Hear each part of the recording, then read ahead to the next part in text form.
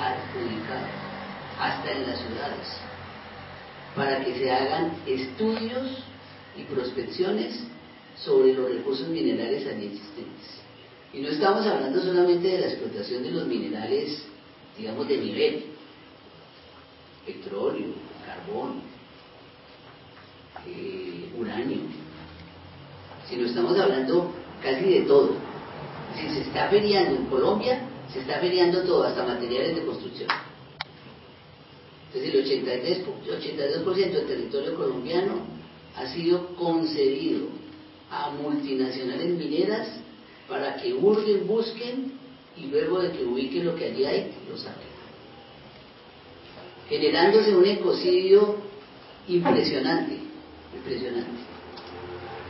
Por ejemplo, para sacar oro en varios lugares del territorio colombiano. Solamente les quiero hablar de una mina de oro que se encuentra en el centro del territorio colombiano, en un pequeño poblado que se llama Cajamarca, ¿sí?, en el centro del país, en donde se ha encontrado, dicen que la 7ª mina de oro más grande del mundo, explotada por una empresa sudafricana, que incluso patrocina el equipo de fútbol de ahí, que hace poco vino aquí a jugar, el Deportes Tolima, jugó contra Estudiantes. No sé si ustedes veían en la camiseta que tenía aquí un nombre Ashanti. Ese es el nombre de la empresa, porque el Tolima es de la región donde se está explotando ese oro, se va a empezar a explotar ese oro. Para que se den cuenta ustedes del ecocidio que aquí se está presentando. Se habla de que se van a contaminar 250 ríos, riachuelos, quebradas y quebradas. Se van a destruir ecosistemas únicos en el mundo, van a desaparecer especies animales también endémicas. Y por supuesto, van a ser expulsados, o están siendo expulsados, campesinos de la región. ¿Cómo? Las empresas mineras tienen una forma igual de proceder en Colombia y en otros lugares del mundo. Y es que primero hay que limpiar la tierra. Hay que sacar de la tierra a los incómodos ocupantes, campesinos, indígenas, poblaciones afrodescendientes en el caso colombiano. ¿Cómo lo sacan? A sangre y fuego. A sangre y fuego. Esa es característica de la historia contemporánea de Colombia.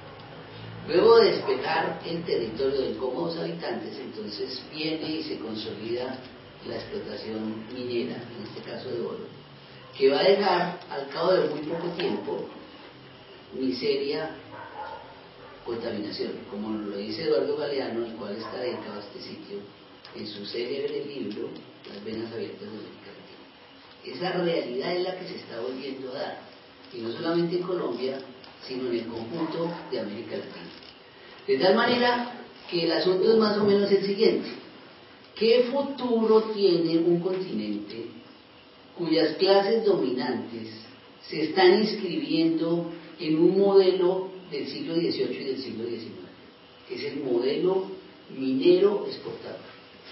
Esta es una pregunta que hay que dejar, digamos, flotando sobre el ambiente. ¿Qué perspectivas tiene eso? Cuando la explotación minera es lo peor de lo peor. En Colombia a mí me da risa que se inventaron un término que es tragicómico, es el de la minería sustentable. Esto es una contradicción en los términos, eso es un oxímoron, para usar un término que le gustaba tanto a Jorge Luis Borges, ¿no? Un oxímoron. Es como hablar del frío del fuego. Es como hablar de la claridad de la oscuridad. Eso es un oxímoron, una contradicción en los términos. No hay minería sustentable. La minería es de los sectores que menos empleo genera, y genera incluso empleo en la primera fase. Es un empleo muy precario, en muy pésimas condiciones. Para que se genere la explotación minera no se permite que se organicen la gente, los trabajadores, no hay sindicatos, para eso hay fuerzas militares y paramilitares, matones a sueldo de las empresas, de las compañías privadas, destrucción ambiental. De tal manera que entonces la inscripción de América Latina en esta guerra mundial por los recursos, en el modelo que han adoptado unas clases dominantes rentistas y parasitarias, y me refiero a casos como el Perú, a casos como Chile, y ahora el caso como Colombia, que intentan presentar, que intentan vender como el nuevo dorado minero del continente, tienen esas consecuencias. Pero entonces lo que yo quiero señalar es que aquí se queda un escenario, nuevas posibilidades de lucha. ¿Quién dijo que ahí las luchas desaparecen? Hay nuevas posibilidades de lucha donde emergen nuevos sujetos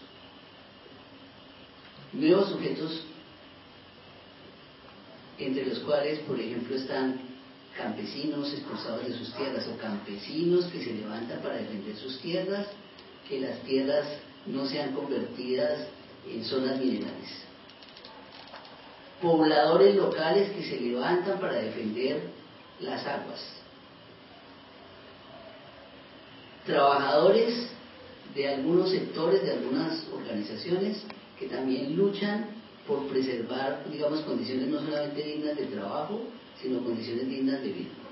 Entonces aquí aparece, digamos, una serie de sujetos sociales en América Latina que en algunos lugares ya se han organizado para defender los recursos naturales, incluso para impedir su explotación, para impedir que sea sacado el oro, por ejemplo, de su tierra.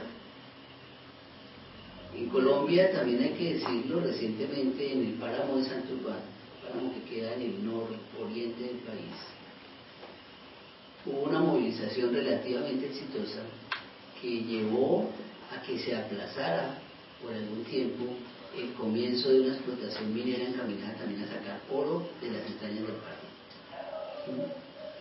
Y ha sido una movilización en la que han participado distintos sectores sociales. De tal manera que lo que yo quiero señalar es que empiezan a emerger también luchas relacionadas con este tipo de cosas.